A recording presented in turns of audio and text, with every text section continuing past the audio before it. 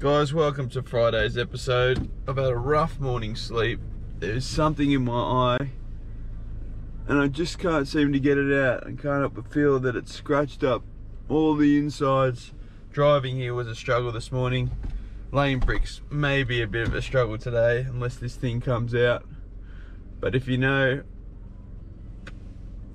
see me lay any skewed bricks, you know why. It's because I can't bloody see out of this left eye. Anyway, we'll carry on. Look at this nice Friday morning, sun coming up.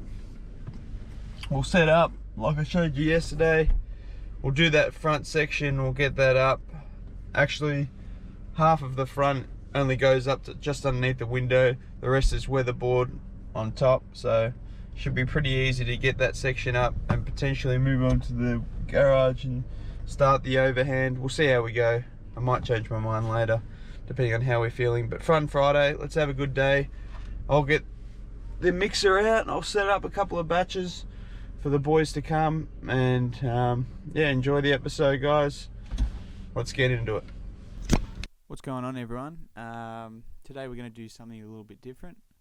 I'm going to be doing a bit of a voiceover, just doing some question and answers for you guys. Some of the questions you guys have been asking me, I thought this would be a good way to be able to answer them and yeah, just change it up, keep it fresh. So off the bat, I hope everyone's staying nice and safe and healthy during this time wherever you are in the world. I know it's getting a bit frustrating now, especially those guys who are messaging me saying that they miss being out in the job site and just having a bit of fun in lockdown. So I do feel your guys' pain for it, because at the moment things are pretty much as normal for us. We haven't been told to get off the sites here in Melbourne, especially where we're working. Building is going on just as normal. So for us, we haven't been affected as yet.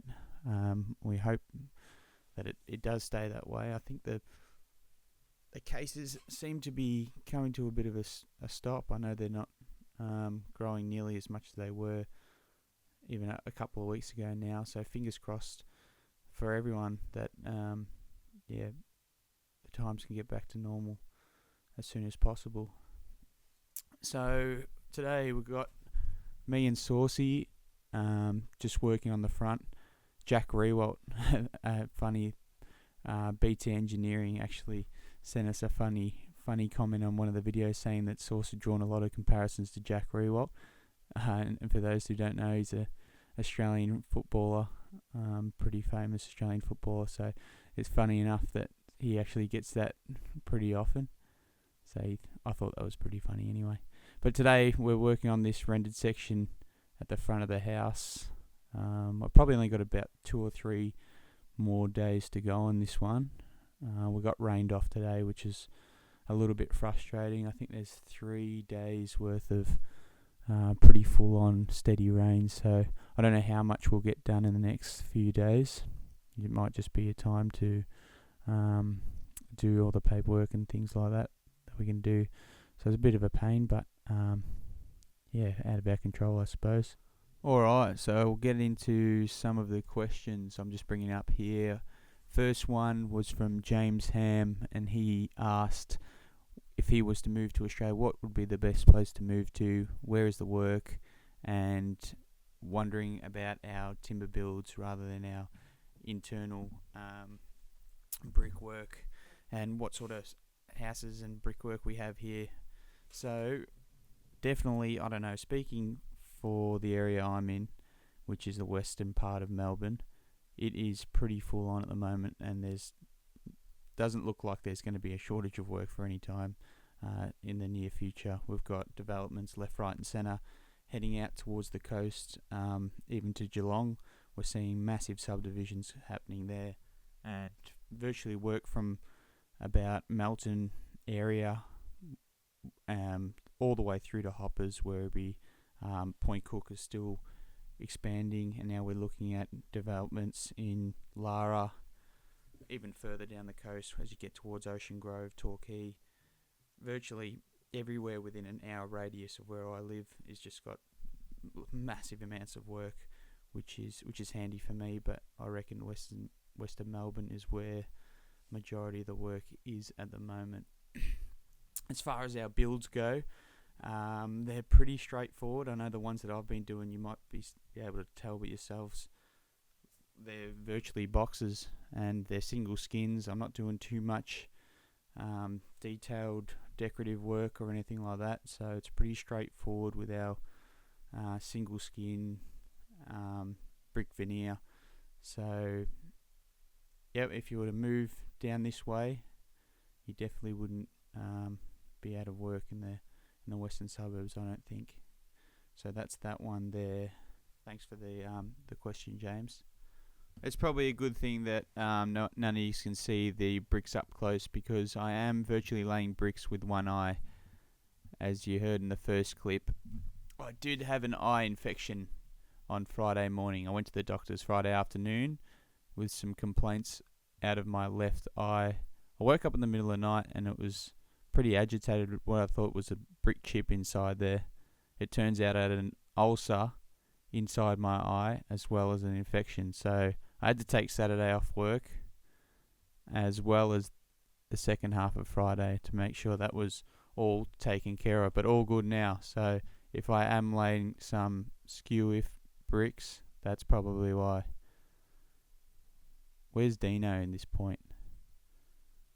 I'm not even sure. I'm cutting little pieces of bricks, mainly because it's rendered, to put next to the door to make sure it catches, and put the T-lintel over the top. Saucy's looking after the front, and Dino's gone missing. Sounds about right for him. Enough blabbering on from me. The second question comes from Mark Anderson. He said, are you both bricklayers doing your own labouring? And we pretty much are, considering Dino always goes missing on site. Nah, that's not very nice to Dino. He's doing a lot better now that he's learning everything. But we do like to help each other out. So what I mean by that, when we rock up on site, we like to put 3 or 4 batches straight in together, sort it out our bricks, our trestles, and all the tidying up of the site, working together to do that so we can get everyone on the trail.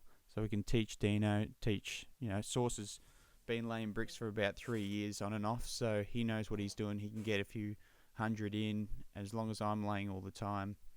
Once we've set up for the day, it means that Dino we can give him a chop out and he can get on the trail as well, and it's going to benefit us later on if we can get him putting more bricks in. So with the labouring, like I said, we like to work together and then get everyone on the trail, and we think that's the best way to go about it. So thanks, Mark.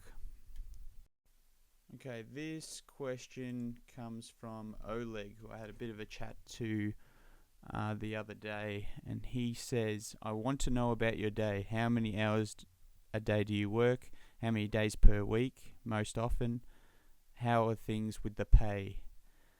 What are the salary rates and all? Okay, so typically when we start a job, what we like to do is, or what I like to do, not so much Dino, is me and Source like to work from the start of the job all the way through to the end of it. So it usually takes us about, I'd say somewhere between 7 and 10 days to do a single story between us three. So if that means I work 8 or 9 or even 10 days straight, I like to do that and then give myself a break, whether it be 1 or 2 days between the next job.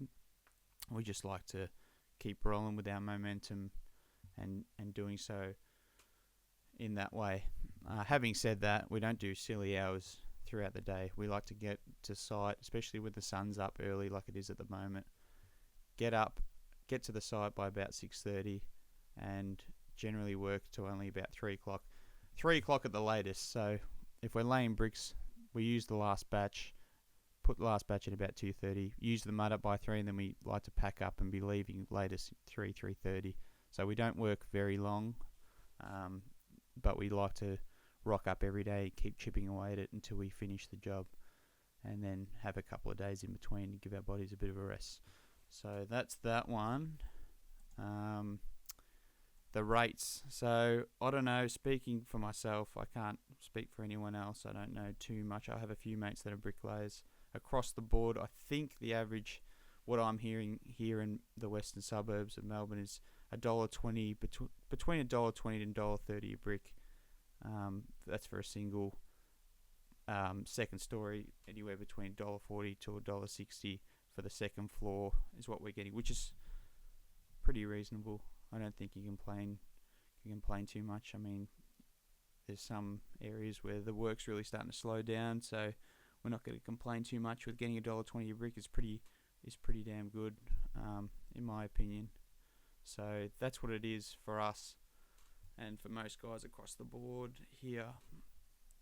So thanks Oleg for that. And he also said that he was starting out bricklayer. I think he's been bricklaying for a couple of years and had ambitions on moving to Australia to continue his career. So all the best to Oleg for that one, and thanks for the question.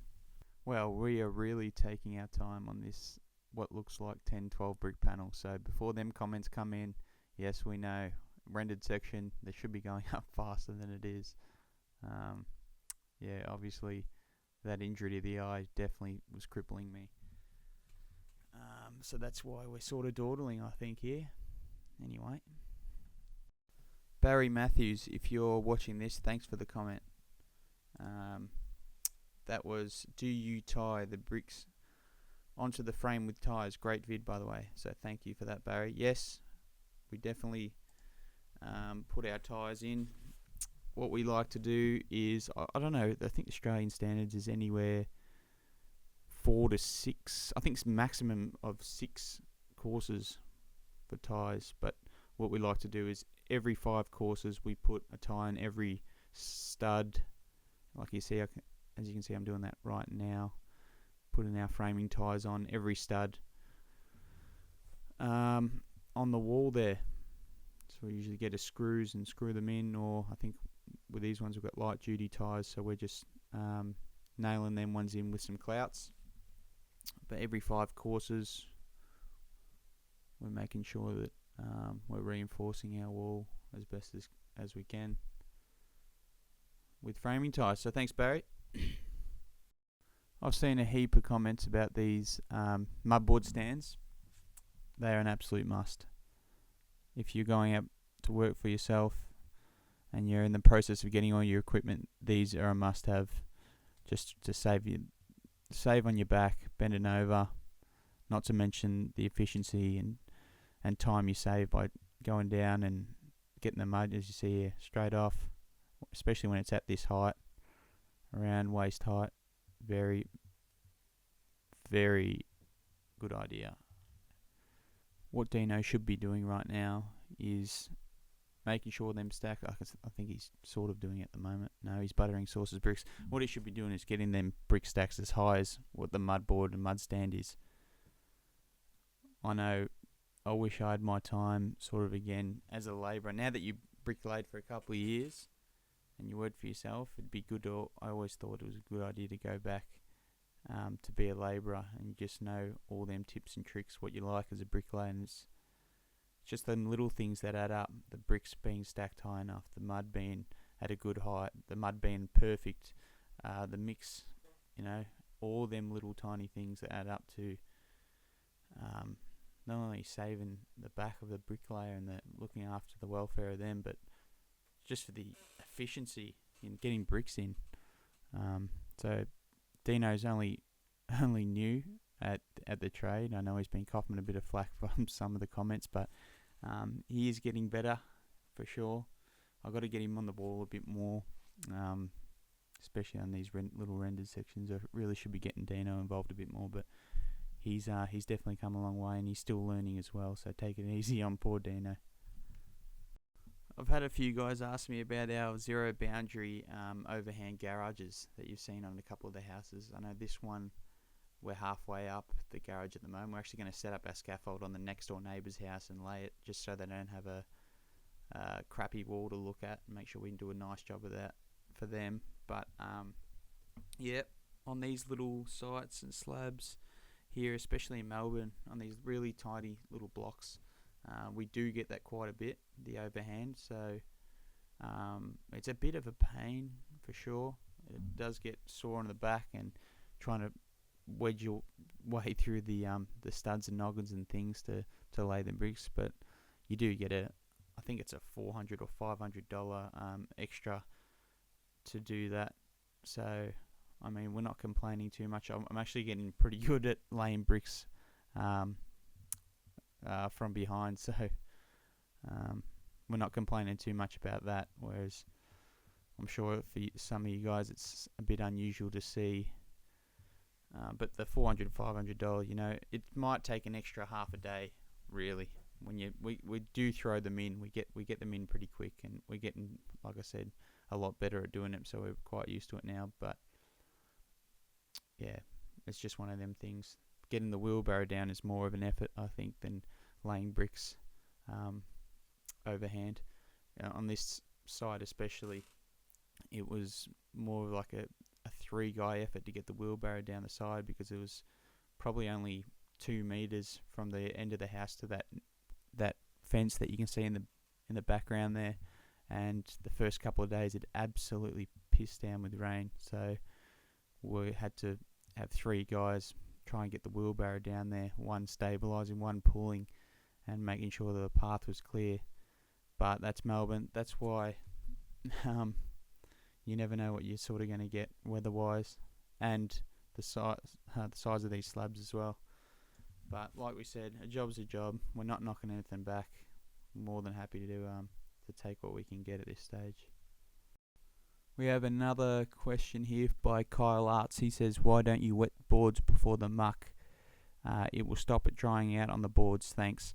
And that's mainly due to the fact that we're using steel mud boards now. So at first we had the plyboard wooden boards. So what I did find, if we didn't wet the boards before we put the mud on there, we'd definitely find that would dry the mud out a lot more. With these steel ones, I find that they're alright. They're not bad at all, really. They don't dry the mud out very much at all. As well as using this Bricky's plasticizer. I don't know what you have around the world. We've got this Lanco, I think it's called, Davco Bricky's plasticizer, and it's just doing the world of difference since we started using that in our mix with our hydrated lime. It's a really good balance, and you get a lot more workability for sure. So what we do, I think I already in one of the videos might have demonstrated that, but a cap of that plasticizer, I reckon, gives you a lot more time and a lot more life out of your mud for sure. So going back to the question, yeah, I'd definitely putting some water on the boards, or adding some water. We do like to do that sometimes. Definitely probably give it a bit more life, but with these steel boards I find them better than the ply board. So thanks Kyle for the question. We've had a few comments about the wrestling between Dino and Sauce on the site. A few requests for some rock bottoms and some F5s and a few WWE moves. So that's definitely not out of the question with these two. You never know what's going to happen. There's a lot of banter around the place, and that's another thing.